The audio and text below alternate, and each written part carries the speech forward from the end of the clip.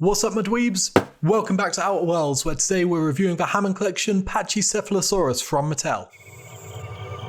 A new dinosaur review has been a long time coming on the channel, but we're here at last with this look at the Hammond collection Pachycephalosaurus as based on its appearance in The Lost World. Mattel released this in the first wave of 2023, and you can see up here that it's got the 30th anniversary branding to commemorate that particular milestone. Otherwise, it's a Hammond collection packaging that we've come to know and love. If we turn it around, we've got a nice studio image of a Pachycephalosaurus on the back, along with a film logo, a film still, and a brief bio. Hammond collection logo on the side there, nicely lit studio shot there, and that's the box.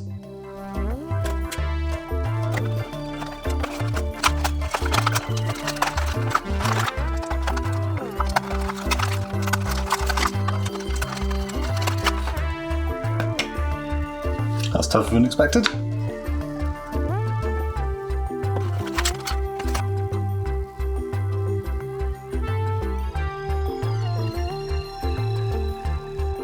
My first thoughts are that this thing looks gorgeous. The different shades of green scream classic dinosaur to me, and for it all to be topped off with such a detailed, dare I say striking head is the icing on the cake.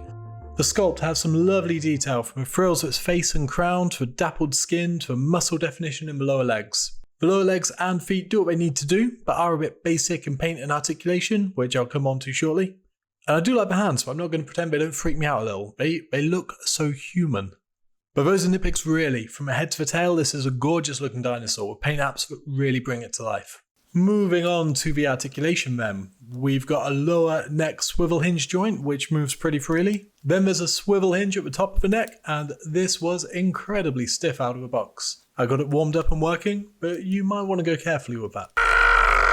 Equally frustrating is the jaw, which opens to reveal a painted mouth and tongue. It looks great open or closed, but it's difficult to prise open once it's shut. Moving on from there, we get swivel hinge shoulders with a good range of motion, and swivel hinge elbows, which work yet feel incredibly flimsy. There's no real lateral movement of the hips, which appear to be simple swivel joints. Then there's a swivel hinge at the knee, which has a good range of motion, and a swivel hinge at the ankle, which likewise works well. Finally, we've got the standard Hammond collection tail. That's it for the articulation on the Pachycephalosaurus, which does more or less everything it needs to do. Now, did someone say size comparisons? Why, thank you, yes I did. It's time for the size comparisons. First of all, we have the Pachycephalosaurus next to the Hammond collection Wave 1 Baryonyx. More than a little difference in height there, which really demonstrates the difference in size class Mattel is playing with. Next up, also from Wave 1, we've got the OG Velociraptor. I'm aiming to get the new Velociraptor soon to compare the differences. Keep your eyes peeled for that video. After that, we have the Wave 1 Dr. Ian Malcolm. And then for more 1/18th scale size comparisons, we have the Star Wars Vintage Collection Boba Fett. And finally, we have Cyclo from Jazzware's Fortnite line. The Hammond collection Pachycephalosaurus is another strong addition to the line. It's got a good sculpt, great paint apps where it needs them, and decent enough articulation. Plus, you don't get many toys that encourage headbutting, so that's definitely a win.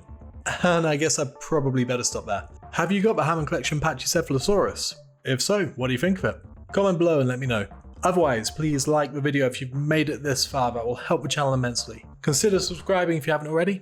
And until next time, take care in those outer worlds.